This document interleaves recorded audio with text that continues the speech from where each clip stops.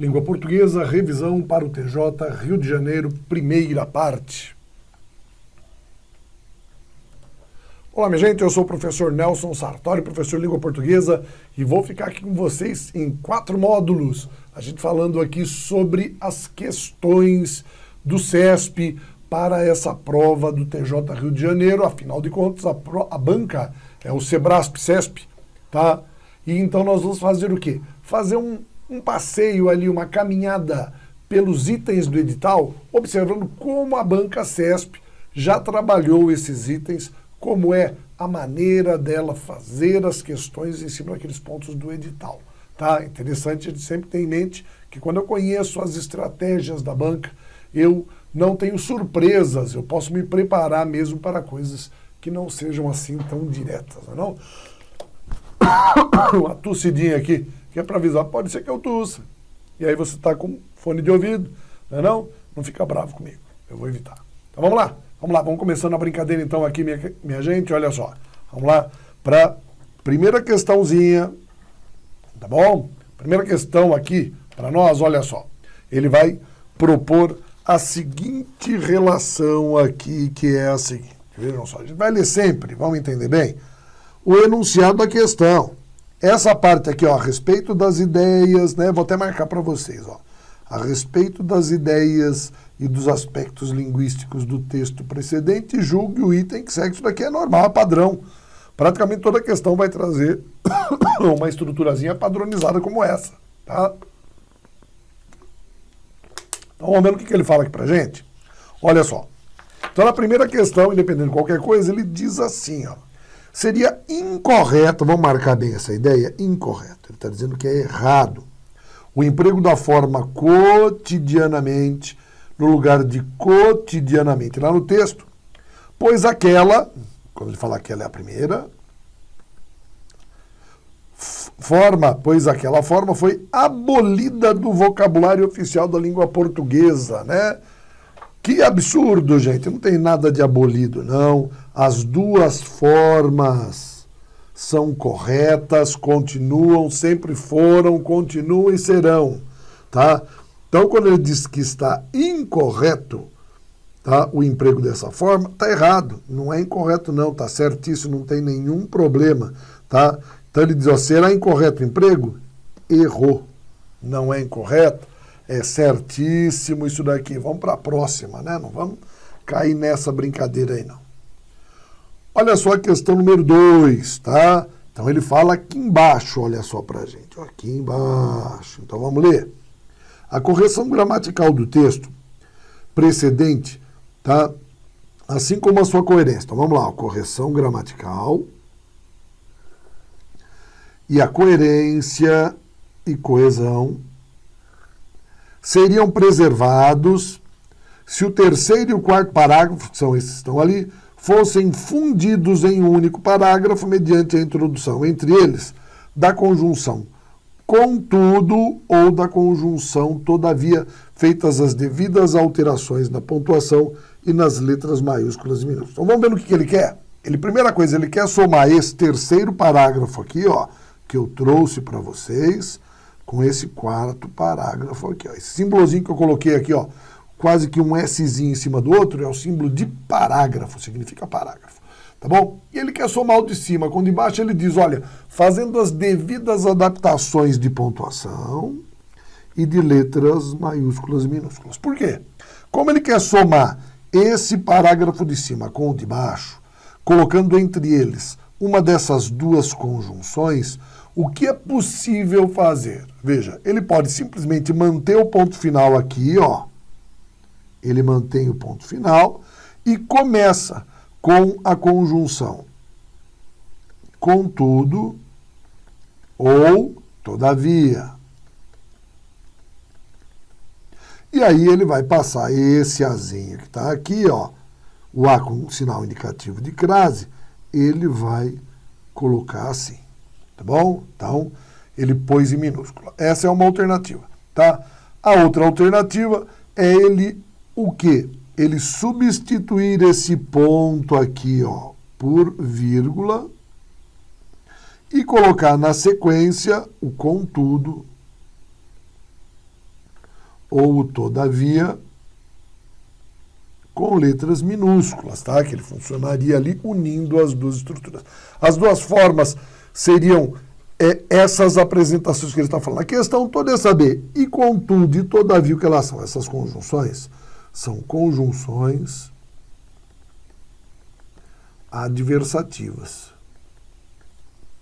E como conjunções adversativas, eu tenho a ideia de que um parágrafo tem de estabelecer uma relação de oposição com o outro. Ou seja, ele apresenta uma ideia positiva e, em seguida, uma ideia negativa, ou vice-versa, uma negativa e depois uma positiva. Então é isso que a gente tem que avaliar agora para ver se é possível a colocação dessas conjunções aí. O contudo e todavia que são adversativas. Então vamos ler os dois parágrafos para ver se a gente pode fazer essa fusão. Olha só. Como as impressões digitais, os padrões dos seios frontais são únicos para uma pessoa. A identificação comparativa de radiografias do seio frontal é muito segura porque não há duas pessoas com a mesma configuração do seio frontal.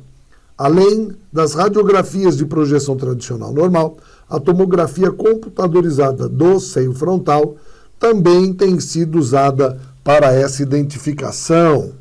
Aí ele diz, ó, a semelhança do que ocorre com a identificação de indivíduos por meio de suas impressões digitais, a identificação a partir do estudo dos seios frontais pode inviabilizar-se em algumas situações.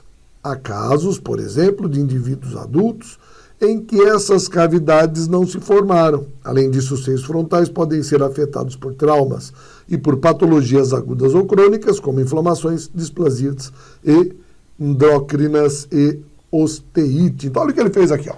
Aqui em cima ele foi bem contundente e positivo. Ele falou, ó, as impressões digitais e os seios frontais são únicos, tá? Então, o que acontece? São únicos para uma pessoa. A identificação comparativa, tá?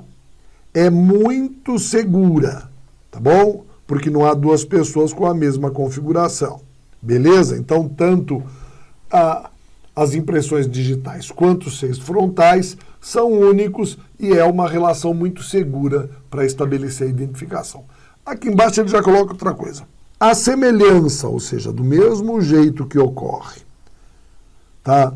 Por meio das impressões digitais, a identificação dos seios frontais pode inviabilizar-se. Então, vejam só, ele não falou que as duas são muito seguras? Sim. Em contrapartida, as duas podem ser inviabilizadas em algumas situações. Então, aqui sim, ó, lá é positivo e aqui embaixo é negativo. Então, ele poderia colocar contudo, semelhante ao que acontece com uma, outra também pode dar problema.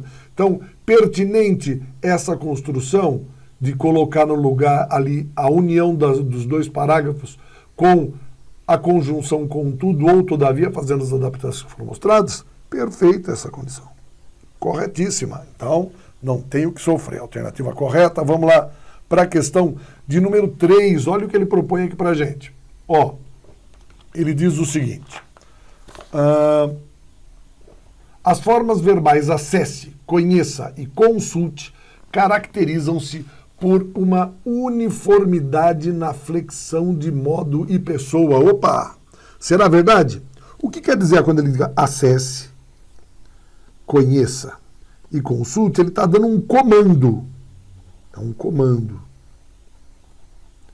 O comando tanto pode ser um pedido, quanto pode ser uma ordem. Então, o que nós temos aqui? Primeiro, o modo imperativo. Tá? Esse modo imperativo comum aos três. A questão agora é que ele diz o modo, que está aqui, ó, o modo imperativo, é ver a pessoa. Como é que a gente vai fazer isso daqui? Ó? Vou lembrar vocês que quando eu faço o imperativo, eu posso fazer o imperativo para tu, tá? Ou seja, eu uso o verbo no presente do indicativo menos o S. Então, olha só, eu consulto, então é assim, ó, tu consultas, tu conheces, tá? Aí eu fiz a ordem errada, deixa eu colocar na ordem certa aqui, ó. É assim, ó. Para que tu, não é, eu acesso, tu acessas, tá? Eu conheço, tu conheces, e eu consulto e tu consultas. Então, olha o que ele diz. Que para fazer essa construção, eu tiro S, tiro S, tiro S. Então, fica consulta, conhece e acessa. Foi isso que ele fez? Não. Então, essa daqui, ó, é a primeira condição. A segunda condição é quando eu trato a pessoa por você, que equivale a ele, que é a terceira pessoa. Então, de onde vem? Essa construção vem do presente do subjuntivo, pura e simplesmente, que é como? Para que eu, para que tu, e assim por diante, para que eu, para que eu acesse, para que tu acesses, para que ele acesse. Tá? Então, quando eu faço essa estrutura aqui, ó, ele vem dessa condição, tá? Só que eu usei o eu e o tu. Como que seria? Ó, para que eu acesse, não, perdão, para que eu acesse, para que tu acesses, para que ele acesse, para que ele conheça, para que ele consulte. Então, o que a gente percebeu aqui pela maneira como a gente construiu esse imperativo? Nós usamos o quê? Essa construção. Ao invés de tratar por tu, nós tratamos por você. E o você vem do presente do subjuntivo pura e simplesmente. Então, isso significa que as três formas aqui em cima, ó, acesse, conheça e consulte, para que eu acesse, para que eu conheça, para que eu consulte, os três estão o quê? Na terceira pessoa. Então, o que foi que ele disse para a gente? Que as formas verbais acesse, conheça e consulte caracterizam-se por uma uniformidade de modo e uma uniformidade de pessoa. E o que ele falou está correto. Tá? As três palavras estão no modo imperativo, tá? Dentro da estrutura da terceira pessoa, tratando o interlocutor por você. Então tá certo o que ele falou? Perfeita questão número 3. Vamos lá para a questão número 4? Olha o que a questão número 4 diz aqui para a gente. Ó. A coerência e a correção gramatical do texto seriam preservadas se a forma verbal mudaram fosse substituída por mudam. Tá? Vamos ver se isso daí é verdade? Olha só, tá aqui, ó. Mudaram. Ele quer o quê? Mudam. Tá? Tá aqui, ó. Mudaram para mudam. Então vejam só. Raras vezes na história humana, o trabalho, a riqueza, o poder e o saber mudaram simultaneamente. Mudaram simultaneamente. Ou então, raras vezes na história humana, o trabalho, a riqueza, o poder e o saber mudam simultaneamente. O que muda aqui nessa questão? Quando ele coloca mudaram, ele pôs o passado. Quando ele pôs mudam, ele coloca o quê? Ele pôs uma questão de atemporalidade. É como eu falei, ó, sempre mudam, mudaram e continuam mudando. Isso daí faz o quê? Preserva a correção gramatical? Sim, porque as duas maneiras ficam corretas. Então vejam só, a coerência e a correção gramatical seriam preservadas se a forma verbal mudam fosse substituída por mudam? Perfeito. Tá? Então, raras vezes na história o trabalho, a riqueza e o poder e o saber mudaram simultaneamente ou mudam simultaneamente. São fatos que aconteceram raramente ou fatos que acontecem raramente. Tá bom? Então, nós sabemos que dá coerência e, ao mesmo tempo, preserva a correção gramatical. Foi o que ele propôs, está correta essa questãozinha. Vamos para a de número 5 aqui na nossa brincadeira. A de número 5 diz o seguinte, olha só.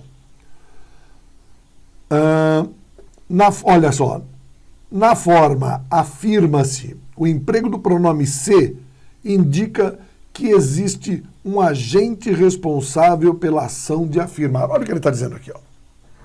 Então, ele está dizendo o seguinte, que aqui, ó, nessa construção, afirma-se, tá? No afirma-se, ele está dizendo o seguinte, que esse pronomezinho se indica que não existe um agente responsável pela ação de afirmar. Tá? Então, afirma-se às vezes que a justiça não diz respeito à argumentação. Pessoal, a gente pode dizer o seguinte, afirma-se algo, não é não? Então eu venho aqui e faço essa substituição, ou então coloco isso. Porque o que nós temos aqui nessa construção? Vamos entender? Que a justiça não diz respeito é uma oração subordinada, substantiva, subjetiva. Então, eu poderia dizer simplesmente assim, ó, afirma-se isso, afirma-se, eu vou tirar o às vezes, porque ele está até entre vírgula, afirma-se isso, tá?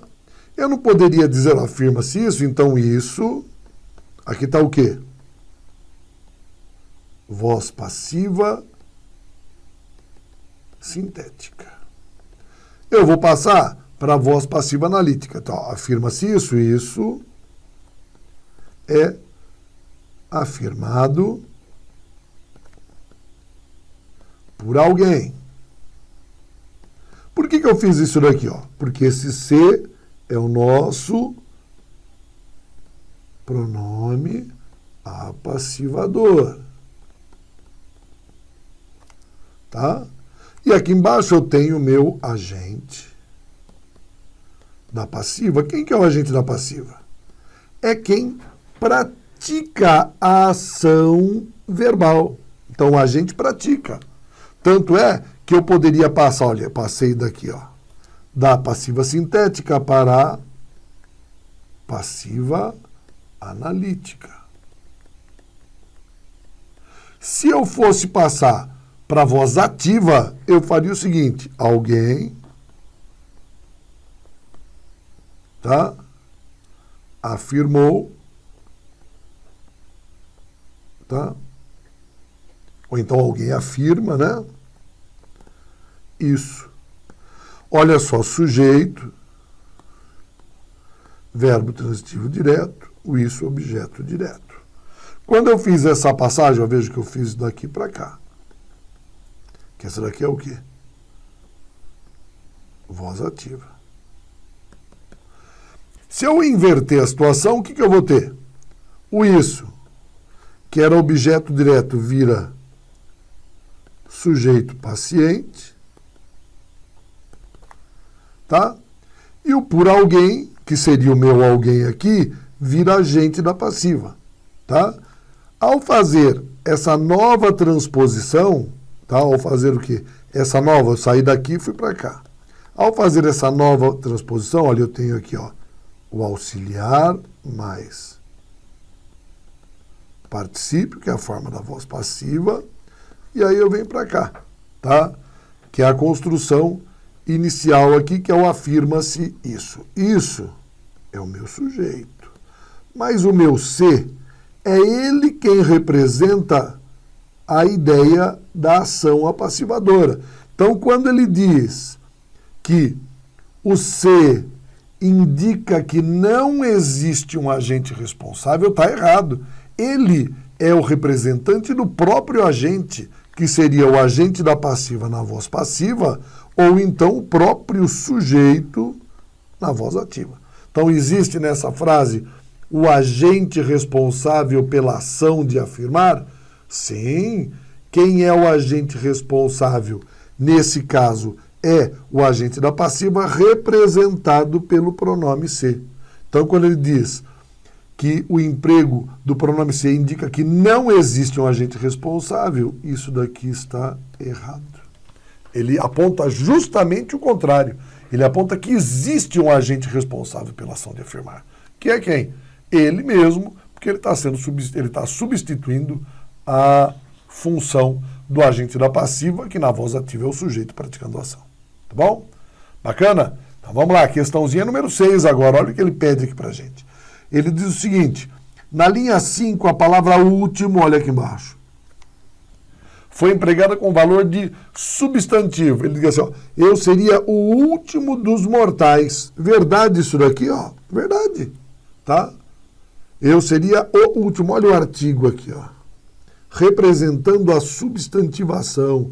O último é um adjetivo, tá bom? Olha só. Adjetivo substantivado. Tá? Ele teve aqui uma derivação imprópria, que dentro dessa construção ele passa a ter valor de substantivo. Verdade o que ele está dizendo aqui? Verdade. Verdade. Tá? Ele tem valor de substantivo. Tá certa a questão número 6. Vamos lá. Questãozinha número 7 agora. O que ele diz aqui pra gente na questão 7? Ele diz o seguinte. A substituição do termo do futuro, tá? Aqui, ó, modelos do futuro, por futuristas, ele quer colocar aqui, ó, no lugar, modelos futuristas, tá? Manteria o sentido original do texto. Vamos ver se é verdade? Pessoal, o que são modelos do futuro? Quando eu digo do futuro, a minha relação do futuro, ela é o quê? Ela é uma relação de tempo. É do futuro, do tempo futuro. Quando eu digo futuristas, eu estou dizendo o quê? Inovadores, que propõem coisas novas, tá? Então, trocar do futuro, que está aqui, ó, modelos do futuro, por futuristas, altera sim o quê? O sentido original do texto. Ele diz que manteria, mas não mantém não. Porque eu mudo da conceito de tempo, né? Modelos do futuro são modelos que ainda existirão. Modelos futuristas são modelos que eu começo a produzir hoje com uma concepção futurista, com uma concepção que ainda não existe. Então, novas concepções, inovadoras, tá? Adiantadas no tempo. Então, modelos do futuro é tempo, modelos futuristas são modelos inovadores. O que ele está falando aqui está errado. Errado. Vamos lá para a questão 8. Olha a questão 8 agora o que ele diz. Ele diz o seguinte. O emprego do acento agudo nas palavras juízo, extraídos e período justifica-se pela mesma regra. Vamos ver? Ó, juízo. O que é isso daqui? Regra do hiato, com a segunda vogal tônica em I ou U, sozinho na sílaba, como é o caso, ou acompanhado de S. Isso também vai acontecer aqui, ó. Extraídos. Novamente o hiato, mesmo caso da palavra anterior, e período. Aqui, ó, última, penúltima, antepenúltimo que eu tenho aqui, é a regra das proparoxítonas. Eu não tenho aqui um hiato na condição de ser a segunda vogal tônica. Aqui é a primeira, mas mesmo assim eu tenho também a regra das proparoxítonas, enquanto essa daqui, ó, essas duas, são as dominantes. Então dizer que é pela mesma regra, isso daqui está errado. São regras diferentes. Proparoxítono na última palavra e as duas primeiras, regra dos hiatos, tá? Então, não é a mesma regra, não. Está errada aí a questão número 8. Vamos lá. Vamos dar uma olhadinha agora na questão número 9. Olha o que ele diz aqui pra gente. Tá? E essa é bem interessante, porque essa é bem CESP, gente. O emprego do acento na palavra memória justifica-se por duas regras de acentuação distintas. Vamos ficar atento a isso daqui? Olha só, o que ele apresenta para a gente. A palavra memória, eu posso fazer da seguinte maneira. Ó.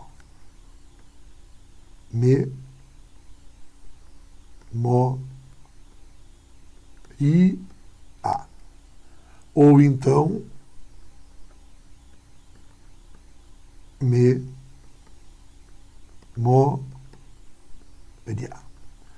Vejam só a diferença daqui para cá. Isso significa que o CESP, particularmente, ele segue uma linha que diz que essa palavra tanto pode ser acentuada por ser o quê? Uma proparoxítona, quanto pode ser acentuada por ser uma paroxítona terminada em ditongo. Em paroxítona terminada em ditongo. Tá? As duas formas são possíveis. Essa proparoxítona é o que eles chamam de proparoxítona aparente. Tá? Ou eventual.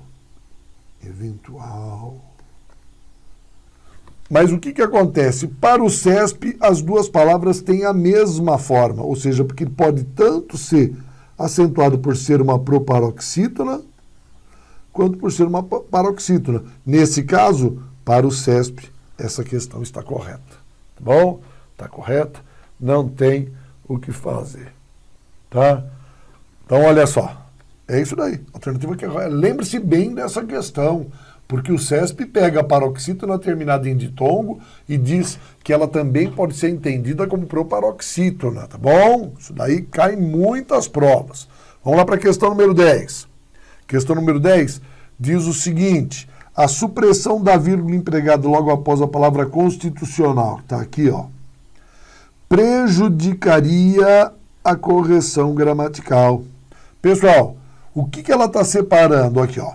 Mais do que isso, a jurisdição é a garantia do projeto constitucional, quando os outros poderes buscam redefinir os rumos durante a caminhada. Pessoal, essa segunda vírgula aqui, ela indica o quê? Ela é uma vírgula facultativa. Porque ela está isolando oração subordinada adverbial no final do período. Porque assim, quando a oração adverbial estiver invertida ou intercalada, é obrigatório o uso da vírgula. Mas quando ela estiver no seu lugar natural, que é no final do período, essa vírgula aqui, ó, é facultativa. Então, quando ele diz que prejudicaria, não prejudicaria, não. Ela preservaria, tá? Preservaria a correção gramatical do texto, tá certo? Então, o que ele falou aqui tá errado, não serve para nós. E vamos então para a última questão. A última questão é a questãozinha de número 11. Nessa questão, ele diz o seguinte, veja só. Tá? Na linha 12, os dois pontos estão aqui. Ó. Foram empregados com a finalidade de introduzir uma síntese das ideias enunciadas no primeiro parágrafo do texto. Falou, professor, mas você não pôs o primeiro parágrafo, porque você pode perceber por ela. Ele diz assim, ó, fique claro, tá? Fique claro, dois pontos. Não tenho nenhuma intenção de difamar ou condenar o passado para absolver o presente. O que ele está fazendo nesse contexto, tá? Ele simplesmente demonstra aqui, olha só, ele apresenta uma explicação sobre o ponto de vista do autor. E ele não está fazendo resumo nenhum. Isso daí fica bem claro, ó, que fique claro. Não tenho nenhuma intenção de difamar. Ele está o quê? Mostrando o seu posicionamento. Tá? Então, os 2 pontos foram empregados com a finalidade de introduzir uma síntese das ideias enunciadas no primeiro parágrafo. Está errado isso daí, porque não foi nada disso o que ele fez, tá? Não foi essa a proposta que ele construiu, não, tá bom? Então, bonitinho, nós pegamos aqui 11 questões, nós temos aí mais 3 blocos e nós vamos continuar com essa brincadeira, corrigindo, comentando, que é para você estar bem preparado para a sua prova. Então, bom estudo a todos vocês e até mais.